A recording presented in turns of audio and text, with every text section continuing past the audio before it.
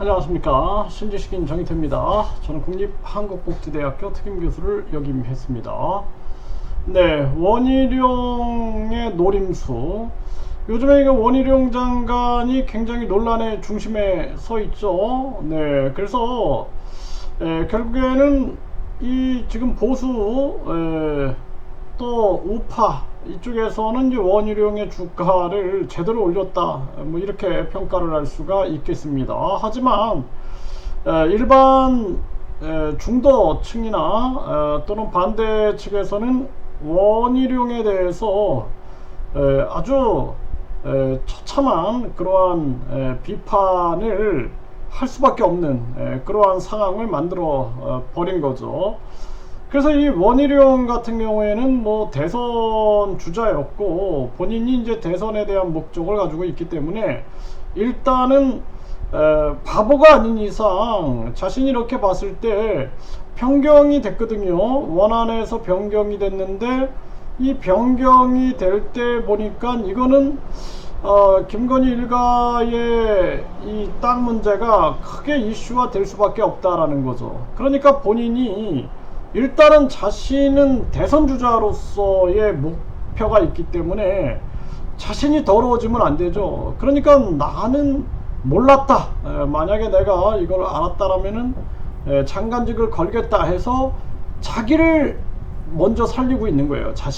자신을 먼저 살리고 있는 거고, 그리고 여기에서 백지화 선언을 하게 되면서 결국에는 아주 대단한 논란 속으로 빠뜨리게 되는 거죠. 그래서 앞에다가 그냥 대형 폭탄 하나 던지고, 그리고 나는 상관없다 그러면서 자신은 뒤로 빠져나갈 수 있는 길을 열어둔 그러한 형국이죠. 그러니까 전형적인 대선 주자로서 내 손에 더러운 흙을 묻히지 않겠다, 이러한 생각도 하면서, 그러면서 이게 앞으로 엄청난 논란이 빚어질 텐데 더 큰 논란으로 그냥 뻥 하고 터뜨려 버린 거예요.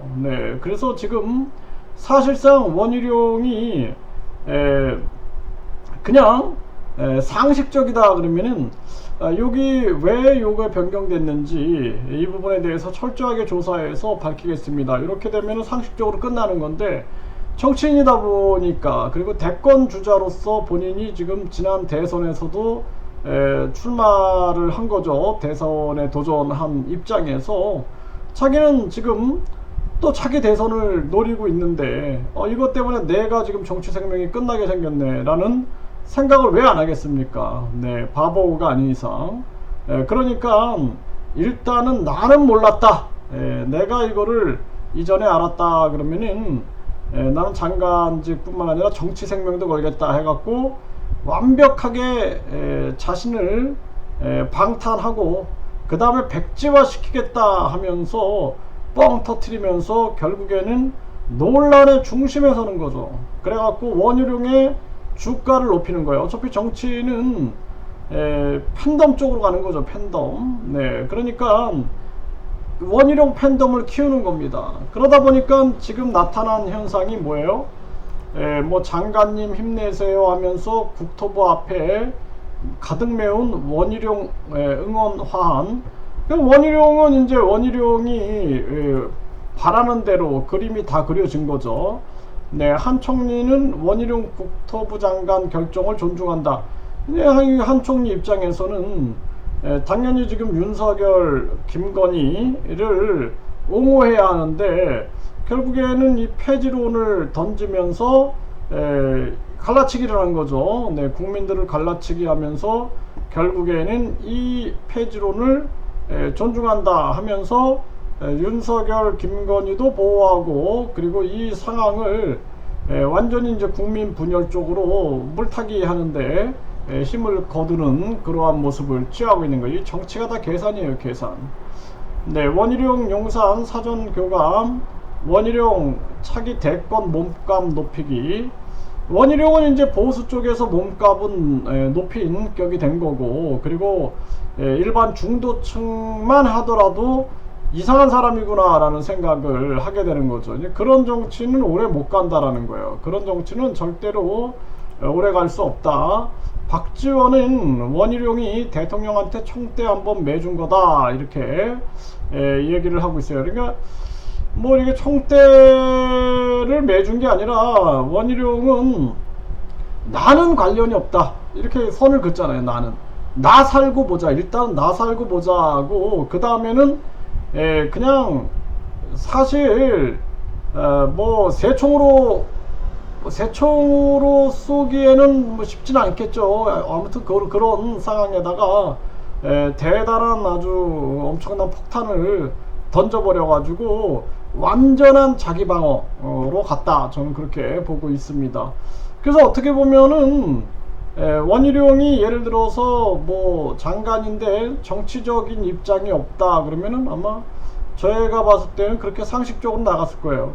네, 왜 변경됐는지 그 부분에 대해서 국회에서 국정조사를 하시든 감사를 하시든 철저하게 밝혀지는 것이 옳다고 봅니다. 이렇게 할 텐데 그게 아니라 일단은 나 살고 그 다음에 또 보수층을 자기의 팬덤으로 만들고 자기 지지층으로 만들고 그리고 또 윤석열 김건희를 자신이 마치 보호하는 듯한 그러한 위장수를 쓰게 되는 거죠. 그런데 결국에는 김건희 윤석열 한테는 굉장한 마이너스로 다가가 버리는 거죠. 그래서 그 결과 나타난 현상이 이 원희룡이 백지와 그날 윤 지지율은 7.6%포인트가 하락했다라는 결과가 나온 거예요. 이거 중앙일보가 보도했어. 중앙일보가 보도한 모습입니다. 그래서 아주 참 본인에게는 아주 고도의 기술을 썼지만 지금 뭐 주변 사람들한테는 아주 곤혹을 치르게 되는 상황이고 그렇게 분석이 되고 있고요. 네, 박지원은 원희룡 총선 나가려고 총대 맺었을 거다 뭐 이렇게 나오는데 사실상 이제 원희룡은 총선이 아니라 대권을 바라보고 있는 거죠. 네, 그리고 원희룡 장관 고속도로 백지화 파문 당내에서도 오버했다라고 지적이 나오고 윤상현은 성급하게 결론 내렸다, 재추진해야 한다 이렇게 비판을 하고 있는 모습이 나오고 있는 거고요. 네, 이현주도 원희룡 백지화 정치적 타격받아 감사 청구해야 한다 뭐 이렇게 나오고 있는데 감사원 감사 등으로 적극 해명해야 한다 이렇게 나오고 있는데 원희룡의 이 머릿속에는 대권이 들어가 있는 거예요. 대권. 네, 금태섭 신당은 이 원희룡에 대해서 해결책을 찾아야 정치 정점은 급변 시기 문제다 뭐 이렇게 이제 비판을 한 모습이고, 홍준표는 원희룡의 오얏나무 밑에선 갓을 고쳐 쓰지 말라 이런 얘기를 애매한 말을 했죠.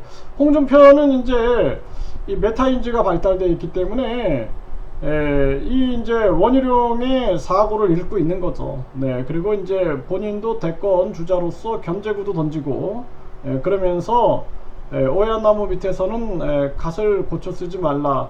이거는 아주 그냥 깊은 의미가 담겨져 있는 거예요. 사실상 원희룡은 나는 관련이 없다, 나는 전혀 몰랐다 하면서 이거를 폐지 선언을 하게 됨으로써 결국에는 더 크게 사건을 키워가지고 결국에는 이 사건으로 인해서 윤석열 김건희 두 부부가 더 큰 어려움을 겪게 되고 뿐만 아니라 국힘도 당연히 어려움을 겪을 수밖에 없는 상황으로 간 거다라는 것입니다. 네, 원희룡 양평고속도로 백지와 신평은 올무 벗어날 고도의 정치적 계산이다 이렇게 얘기를 했는데 제가 말씀드린 그대로예요. 네, 이 원희룡은 나는 깨끗하다. 네, 그리고 이 문제에 대해서는 나에 대해서 화살이 돌려지는 게 아니라 저 사회로 폭탄을 던진 거죠. 네, 지금 폭탄 수습하느냐고 정신이 없는 겁니다. 네, 박용진은 원희룡, 한동훈, 유병호에 밀려 정치적인 오버를 한다. 네, 이거보다도 이제 견제하는 거죠. 네, 견제하고 대선을 바라보면서 이것도 얻고 저것도 얻을 수 있는 길을 선택했다. 저는 그렇게 보고 있고요. 네, 추미애 폭발, 원희룡, 백지와 땡깡 부리며 김건희 일가 딱 모른다고. 네, 이런 지금 정황. 네, 뭐 김건희 씨 같은 경우에는 의혹이 너무 이제 많아져가지고 이제 국민들이 사실상 뭐 김건희 씨는 선출된 권력이 아니잖아요.